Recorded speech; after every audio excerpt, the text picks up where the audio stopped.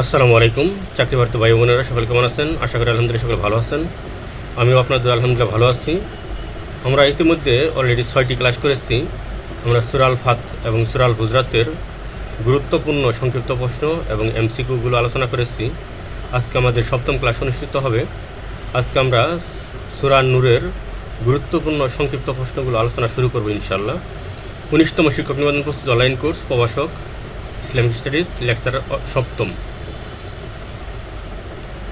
হলো সূরা নূর। যেহেতু আমরা অলরেডি 6টি ক্লাস করেছি এবং সূরা আল ফাত এবং সূরা আল হুজরাতের উপর গুরুত্বপূর্ণ সংক্ষিপ্ত প্রশ্নগুলো এবং এমসিকিউগুলো আলোচনা করেছি। আজকে আমাদের 7ম ক্লাসে আমরা আলোচনা করব সূরা নূরের উপর গুরুত্বপূর্ণ সংক্ষিপ্ত প্রশ্ন সম্পর্কে। তাহলে আমরা আমাদের পড়ায় চলে যাই। শুরুতে আমরা আলোচনা করব সূরা নূরের শানে নুজুল। সূরা নূর কখন, কোন প্রেক্ষাপটে বা অবতীর্ণের কারণ, কখন এই সূরাটি নাজিল হয়। আমরা জানি যে সূরা নূর 6ষ্ঠ হিজরিতে নাজিল হয়। কত হিজরিতে নাজিল হয়? 6ষ্ঠ হিজরি। আর এই সূরাটি নাজিল হয় মদিনাতে।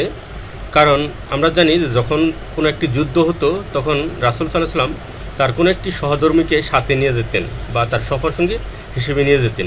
ঠিক 6ষ্ঠ হিজরিতে বনি মুস্তালিক গোত্রের যে যুদ্ধ হয় সেই যুদ্ধে হযরত আয়েশা রাদিয়াল্লাহু তাআলা আনহাকে রাসূল সাল্লাল্লাহু আলাইহি ওয়াসাল্লামের সফরসঙ্গী হিসেবে নিয়ে যান। এবং যুদ্ধ শেষে যখন তারা আবার মদিনায় ফিরতেছিলেন তখন তারা কাফেলা রওনা দিলেন এবং পথিমধ্যে তারা কী করলেন? কাফেলা বিরতি দিলেন। এবং যেহেতু হযরত আয়েশা রাদিয়াল্লাহু তাআলা আনহা এবং বয়সে ছোট ছিলেন এবং জীর্ণশীর্ণ এবং পাতলা ছিলেন, যার কারণে তখন হযরত আয়েশা রাদিয়াল্লাহু তাআলা আনহা তার প্রাকৃতিক প্রয়োজনে বনের মধ্যে গেলেন এবং প্রাকৃতিক কাজ শেষ করে যখন এসে ফিরে দেখলেন যে তার সফরসঙ্গীরা সকলেই কী করছে? চলে আসছে। ঠিক আছে, সকলে চলে আসছে। আর ওই যুদ্ধের নিয়ম অনুযায়ী ছিল যে রাসূল সাল্লাল্লাহু আলাইহি ওয়াসাল্লাম কী করতেন? একজনকে রেখে আসতেন যে পরবর্তীতে কোনো কিছু কেউ রইলো কিনা বা কোনো কিছু হারিয়ে গেল কিনা এগুলো খুঁজে নিয়ে আসতে। ঠিক যে পালকিতে করে আয়েশা রাদিয়াল্লাহু তাআলা আসছিলেন, ঠিক যারা পালকি কাঁধে করে নিয়ে আসছে তারা বুঝতেই পারেনি যে আয়েশা রাদিয়াল্লাহু তাআলা পালকির ভিতরে নেই বা বাহনের ভিতরে নেই। কারণ আয়েশা রাদিয়াল্লাহু তাআলা যখন প্রাকৃতিক কারণে বনে যান তখন তার গলার হার হারিয়ে যায় এবং সেটা খুঁজতে একটু সময় লেগে যায়। ইতিমধ্যে এসে দেখে যে তার সফরসঙ্গীরা বা তার সাথীরা সকলেই চলে আসছে। আর রাসূল সাল্লাল্লাহু আলাইহি ওয়াসাল্লাম সাফওয়ান ইবনে মুআত্তালকে দায়িত্ব দিয়েছিলেন যে তুমি পরবর্তীতে আসবা, দেখে আসবা যে ওইখানে আমাদের গুরুত্বপূর্ণ কোনো জিনিস রয়ে গেছে কিনা। আয়েশা রাদিয়াল্লাহু তাআলা কী করলেন? যখন দেখলেন যে তার সফরসঙ্গী বা সকলেই চলে গেছে তখন তিনি কী করলেন? ওইখানেই বসে রইলেন। কারণ তিনি জানেন যে যখন আমাকে পালকির মধ্যে বা আমাকে ওই বাহনের মধ্যে পাবে না তখন ঠিকই রাসূল সাল্লাল্লাহু আলাইহি ওয়াসাল্লাম কাউকে না কাউকে এখানে প্রেরণ করবেন আমাকে খোঁজার জন্য। যার কারণে আয়েশা রাদিয়াল্লাহু তাআলা কী করলেন না, অন্যদিকে ছোটাছুটি না করে তিনি কী করলেন? যেখানে তাদের যাত্রা বিরতি দিয়েছিল ঠিক ওইখানেই একটি চাদর মুড়ি দিয়ে বসে রইলেন। যখন পরবর্তী ভোর হলো তখন সাফওয়ান ইবনে মুআত্তাল দেখতে পেলেন যে চাদর মুড়ি দিয়ে কে যেন বসে আসছে। তখন তিনি তাকে জিজ্ঞেস করলেন যে আপনি কে? তখন আয়েশা রাদিয়াল্লাহু তাআলা পরিচয় দিলেন যে আমি আয়েশা রাদিয়াল্লাহু তাআলা। তখন কী করলেন? সাফওয়ান ইবনে মুআত্তাল তাকে তার উটের পিছনে চড়ে রওনা দিলেন এবং কিছুক্ষণ পরে তাদের সাথে মিলিত হলেন। তারা আবার পরবর্তীতে যেখানে বিরতি দেয় সেখানে তাদের সাথে মিলিত হলেন। কিন্তু এই সংবাদ যখন কী করলেন? মুনাফিক সর্দার আব্দুল্লাহ ইবনে উবাই জানতে পারলেন যে আয়েশা রাদিয়াল্লাহু তাআলাকে পাওয়া যাচ্ছিল না, তিনি পথিমধ্যে থেকে গেছিলেন। এটাকে তারা কী করলো? আয়েশা রাদিয়াল্লাহু তাআলার প্রতি একটা অপবাদ দিল যে সাফওয়ান ইবনে মুআত্তালের সাথে তার একটি অবৈধ সম্পর্ক রয়েছে বা তার সাথে তার একটি খারাপ সম্পর্ক রয়েছে, যার কারণে সে এরকম করেছে। ঠিক আছে, তাকে একটা মিথ্যা অপবাদ দিল। এমনকি মুসলমানদের মধ্যেও এই মুনাফিকদের প্ররোচনায় অনেক সাহাবিও কী করলো? এর সঙ্গে জড়িয়ে পড়লো এবং বড় বড় বেশ কিছু সাহাবিও এর সাথে জড়িয়ে পড়লো। তারাও এটার সাথে স্বীকৃতি দিল হ্যাঁ যে আয়েশা রাদিয়াল্লাহু কী করছেন? সাফওয়ান ইবনে মুআত্তালের সাথে কোনো অনৈতিক কাজে জড়িয়ে পড়েছে, যার কারণে তারা পিছনে পড়েছে এরকম। যার কারণে এক পর্যায়ে কী করলেন? রাসূল সাল্লাল্লাহু আলাইহি ওয়াসাল্লাম আয়েশার মধ্যে দূরত্ব সৃষ্টি হলো এবং তারা আয়েশা রাদিয়াল্লাহু তার বাবার বাড়ি চলে গেলেন এবং এভাবে দীর্ঘ 1 মাস পর্যন্ত তাদের সাথে কোনো কথাবার্তা হয় না এবং তাদের সাথে কোনো যোগাযোগ হয় না। পরবর্তীতে আল্লাহ তাআলা সূরা নূরের 11 থেকে 20 নম্বর আয়াত পর্যন্ত আল্লাহ তাআলা নাজিল করে দেন এবং হযরত আয়েশা রাদিয়াল্লাহু তাআলা আনহার এর পবিত্রতার ঘোষণা দেন সূরা নূরের 11 থেকে 20 নম্বর আয়াতে। যে কারণ এবং যারা অপবাদ দিয়েছিল তাদের কি শাস্তি হবে সেও বিধানও আল্লাহ তাআলা বর্ণনা করে দেন। আর এই প্রেক্ষাপটে এই সূরাটি নাজিল হয়, যে হযরত আয়েশা রাদিয়াল্লাহু তাআলা পবিত্রতা ঘোষণা করেই এই সূরাটি নাজিল করা হয়, যে মুনাফিকরা যে তাদেরকে যে অপবাদ দিয়েছিল সেই অপবাদ দূর করার জন্য। এবং এদের সাথে বেশ কিছু বদরি সাহাবি বা মুসলমানরাও জড়িত হয়ে পড়ে। যাই হোক, এটাই ছিল আমাদের সূরা নূরের নাজিলের প্রেক্ষাপট। বিশেষ করে হযরত আয়েশা রাদিয়াল্লাহু তাআলার পবিত্রতা ঘোষণা করেই সূরা নূরের 11 থেকে 20 নম্বর পর্যন্ত আয়াত, এই 10টি আয়াত নাজিল হয়। আমরা তাহলে যেহেতু সূরা নাজিলের প্রেক্ষাপট জানলাম, এখন আমরা গুরুত্বপূর্ণ সংক্ষিপ্ত প্রশ্ন সম্পর্কে আলোচনা করব। আমরা জানি সূরা আন-নূর, আমরা জানি যে সূরা আন-নূর কোরআনের কততম সূরা? 24তম সূরা।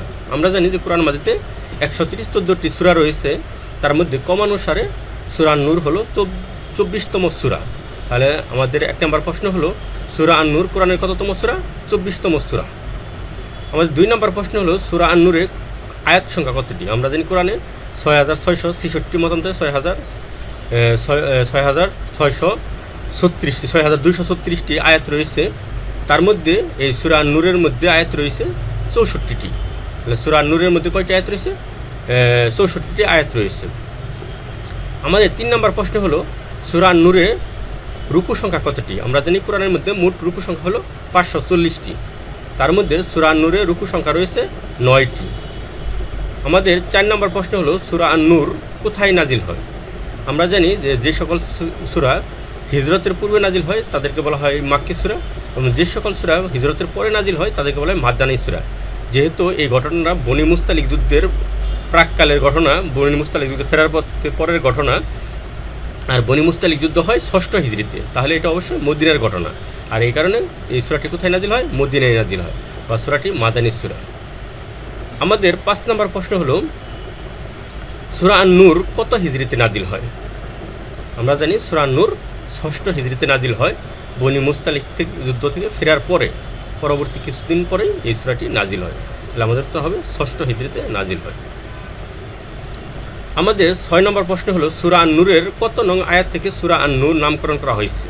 এই যে আন-নূর এই শব্দটি আমরা জানি সূরা আন-নূরের 35 নম্বর আয়াতে আল্লাহ তাআলা বলেন আল্লাহু নূরুস সামাওয়াতি ওয়াল আরদ, যে আসমান জমিনের মধ্যে যা কিছু রয়েছে সকল কিছু আল্লাহর আলোর মধ্যে আলোকিত। ঠিক আছে, যে আল্লাহু নূরুস সামাওয়াতি ওয়াল আরদ, এই যে এখানে আল্লাহু নূরুস সামাওয়াতি, নূর শব্দটি যে উল্লেখ রয়েছে সূরা আন-নূরের 35 নম্বর আয়াতে, এই 35 নং আয়াতের নূর শব্দ থেকে এই সূরার নামকরণ করা হয়েছে। তাহলে আমাদের প্রশ্নটা ছিল সূরা আন-নূরের কত নং আয়াত থেকে সূরা আন-নূরের নামকরণ করা হয়েছে? তাহলে আমরা জানি সূরা আন-নূরের 35 নং আয়াত থেকে এর নামকরণ করা হয়েছে। আর আয়াতটি হলো আল্লাহু নূরুস সামাওয়াতি ওয়াল আরদ। ঠিক আছে, আসমান জমিনের সকল জায়গায় আল্লাহর নূর বা আলো বিস্তারিত রয়েছে বা ছড়িয়ে রয়েছে। আমাদের 7 নম্বর প্রশ্ন হলো সূরা আন-নূর এই সূরার নামকরণ কিভাবে করা হয়? উত্তর হলো এই সূরার 35 নং আয়াতে উল্লেখিত নূর শব্দ থেকেই এর নামকরণ করা হয়। আমরা জানি একটি সূরার নামকরণ ভিন্নভাবে হয়ে থাকে, যেমন শব্দগত দিক থেকে, অনেক সময় সূরার প্রেক্ষাপটের দিক থেকে, এবং কোনো পারিভাষিক শব্দর দিক থেকে ভিন্নভাবে সূরার নামকরণ করা হয়ে থাকে, শানে নজুলের দিক থেকে। আর সূরা নূর নামকরণটি করা হয়েছে এই নূর শব্দের উল্লেখ থেকে। আমাদের 8 নম্বর প্রশ্ন হলো যে আন-নূর শব্দের অর্থ কী? আমরা জানি আন-নূর শব্দের অর্থ হলো আলো। তাহলে আমাদের 8 নম্বর প্রশ্নের উত্তর হবে আন-নূর শব্দের অর্থ হলো আলো। যেমন আমাদের 9 নম্বর প্রশ্ন হলো আনজালনা, কারণ আমরা জানি যে সূরা নূরের প্রথম আয়াতটাই হলো সূরাতু আনজালনা ওয়া ফারাদনা ওয়া আনজালনা ফিহা আয়াতিন। এই যে এখানে আনজালনা শব্দটি যে রয়েছে, যে আনজালনা এর অর্থ কী? এর অর্থ হলো আমি নাজিল করেছি। আনজালনা আমি নাজিল করেছি, ওয়া ফারাদনা আবশ্যকীয় বিধান, পালনকরীয় বিধান বা ফরজ বিধানসমূহ বা অত্যাবশ্যকীয় বিধানসমূহ। তাহলে আনজালনা শব্দের অর্থ কী? আমি নাজিল করেছি। এটা সূরা আন-নূরের প্রথম আয়াতেরই শব্দ। পরে 10 নম্বর প্রশ্ন হলো আমাদের ফারাদনা শব্দের অর্থ কী? অবশ্যই পালনীয় বিধান বা ফরজ বিধান, বা যেগুলো বাধ্যতামূলক, যেগুলো করতেই হয় সেই বিধানকে বলা হয় ফরজ। ফরজ থেকে ফারাদনা শব্দটি এসেছে, যে সূরাতু নিদর্শন আনজালনা ও ফারাদনা, আমি কি করেছি? আবশ্যকীয় বিধানসমূহ নাজিল করেছি। আমাদের 11 নম্বর প্রশ্ন হলো আয়াত শব্দের অর্থ কী, বা আয়াত শব্দের বহুবচন কী? আমরা জানি আয়াত শব্দটি এক বচনের বহুবচন আয়াতুন। তাহলে আয়াত শব্দের বহুবচন আয়াতুন। আয়াত শব্দের অর্থ কী? আয়াত শব্দের অর্থ নিদর্শন, চিহ্ন, আলামত। তাহলে আয়াত শব্দের অর্থ কী? আয়াত শব্দের অর্থ হলো নিদর্শন, চিহ্ন আলামত। 13 নম্বর প্রশ্ন হলো তাজাক্কারুনা শব্দের অর্থ কী? কারণ আমরা জানি সূরা নূরের প্রথম আয়াতে এই শব্দটি রয়েছে, লাআল্লাকুম তাজাক্কারুন। তোমাদের জন্য কী রয়েছে? অবশ্যই তোমরা যদি উপদেশ গ্রহণ করো তাহলে তোমাদের জন্য সফল কাম রয়েছে, যাতে তোমরা কী করতে পারো, লাআল্লাকুম তাজাক্কারুন, তারা তো তোমরা উপদেশসমূহ গ্রহণ করতে পারো। তাহলে এই নিদর্শনসমূহ আল্লাহ তাআলা এই সূরার মধ্যে নিদর্শনসমূহ নাজিল করেছেন এই কারণেই, যাতে তোমরা কী করতে পারো, তোমরা উপদেশ গ্রহণ করতে পারো, আল্লাহর উপদেশ গ্রহণ করতে পারো। তাজাক্কারুন শব্দ হলো তোমরা উপদেশ গ্রহণ করতে পারো। আমাদের 14 নম্বর প্রশ্ন হলো সূরা নূরের উল্লেখযোগ্য ঘটনা কোনটি? আমরা জানি যে সূরা নূর এই সূরাটির উল্লেখযোগ্য ঘটনা হলো ইফকের ঘটনা।